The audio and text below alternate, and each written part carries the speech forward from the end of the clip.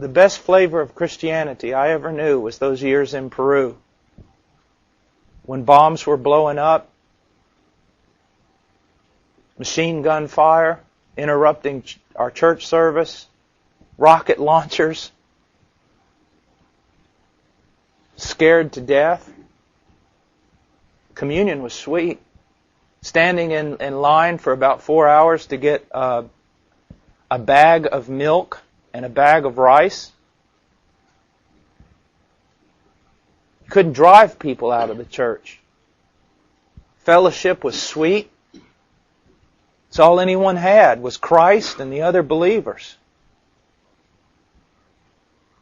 No talk of IRAs or insurance or anything. See a brother get up, a leader among the Peruvians, give a word from God, brothers, it has been appointed unto us to suffer. Hear stories from the mountains where God would supernaturally intervene to save an entire little Baptist congregation that no one even knew existed from an approaching army.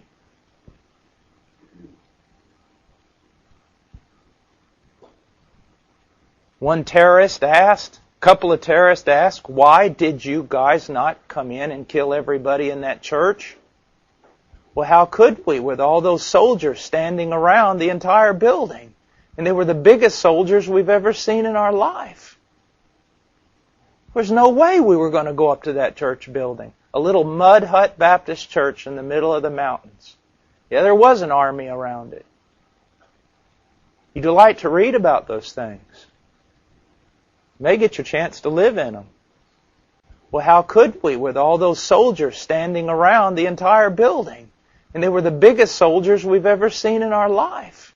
How could we when there were all these weird angelic beings flying around the building and ghosts and ghostbusters came and sucked up all the terrorists and then a giant boat came and took us all away in a spaceship and a UFO, and then Paul Washer came flying through the sky from Texas. I mean, come on, seriously, what is this? Tales from the Paul Washer? You know, he kind of looks like Indiana Jones. And he kind of sounds like him as well. Did Paul Washer command these ghosts to go out there and spook the terrorists? I mean, come on, this is what the Bible talks about, like endless genealogies and discussions and vain talkings and babblings. This is ridiculous. This isn't prophesied in the Bible. This isn't preached anywhere in the scriptures about wacky ghosts. I mean, if it is some event, where's God involved? What kind of revelation is this? This is absurd. Moreover, is Paul Washer a charismatic or some sort of closet Pentecostal? I know I hear a lot of mystical stuff coming out of Washer's theology. What is it next? I mean, the most difficult thing for us, according to Washer in the last quote we heard, the most difficult thing for a believer is to know that they believe. The easiest thing for a believer is to get a ghost army to protect them in Peru. You are terrible, Andrew. You are being an absolute mocker. You really are being. I mean, an unidentified flying object. UFOs are not. Does Paul Washer believe in UFOs? He didn't say anything about UFOs. But look at the scripture. I mean, the scripture talks about the gospel is the power of God unto salvation, and to focus on the doctrine and the truth of Christ, and to know you're redeemed, knowing this first, that you were not redeemed with corruptible things, but incorruptible things. Paul Washer's like, no, you can't know that first. That's the last thing you know. The first thing you guys need to read about is flashing lights and weird noises and ghosts and people running around in the wilderness.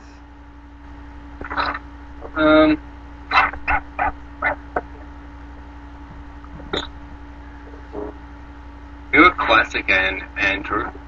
Mr. Payne. I'll just play the quote. I'll play the quote. Guys not come in and kill everybody in that church? Well, how could we with all those soldiers standing around the entire building? And they were the biggest soldiers we've ever seen in our life. Goliath had been resurrected for the purposes of Paul Washer's friends. Okay, I've got the scripture. and all wisdom is going to die with me. This is from Job chapter 16, verse 1. Then Job replied, I've heard many things like these. Miserable comforters are you all. Will your long-winded speeches never end? What ails you that you keep on arguing? Bless you, Andrew. What ails you that you have to keep on this Paul Washer guy? I mean, I just googled soldiers. Now, okay, so I googled soldiers in bible.cc, a Bible website, just to see if there's any reference. I can see soldiers piercing Christ in John 19, soldiers capturing Paul in Acts 23, soldiers mocking Christ in Luke 23, Acts 27, the soldiers were going to kill the prisoners. I know, because God does, in the Old Testament, obviously God does use the miracles, and in the New Testament as well, and then they stop.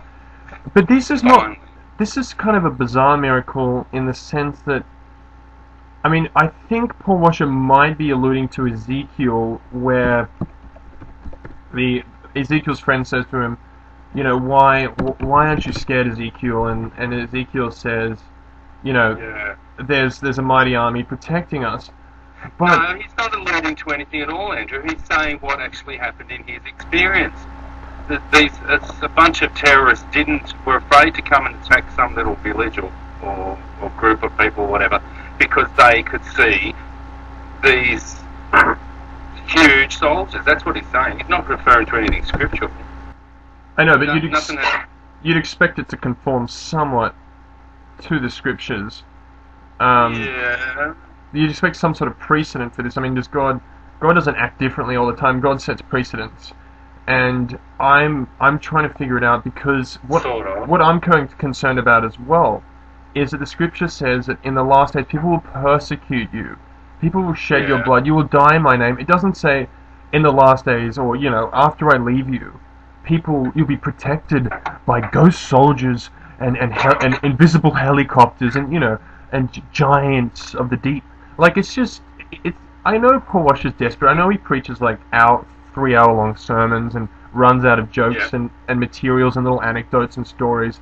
But come on, can't he be a bit more realistic? Can't he do something like, okay, so they started speaking in tongues. I mean, that's been done before. But the important thing is that it shows just how when people say that you can't know you're saved and faith is more than belief, like Washer constantly ridicules the idea of a head knowledge, or just, he doesn't even have a head knowledge. He doesn't even know how God operates today. God does not have ghosts flying around.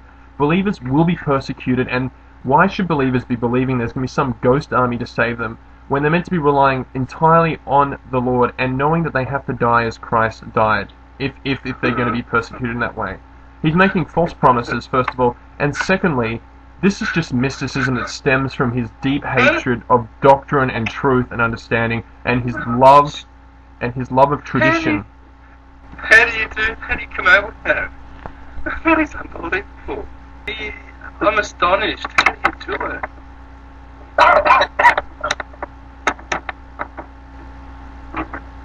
You are so blessed, Andrew. I do think it's a little weird, the soldiers guard. I mean, that does sound desperate.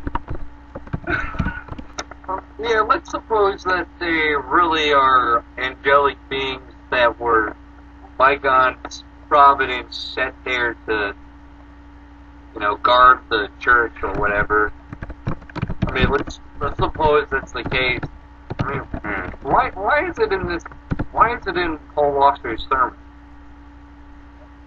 Why does he have it there? Because, I mean, I guess I suppose so. And because they believe whatever he says, that, you know, it's going to have some kind of compelling effect on them to foster their faith or something. I think that's why he's employing it.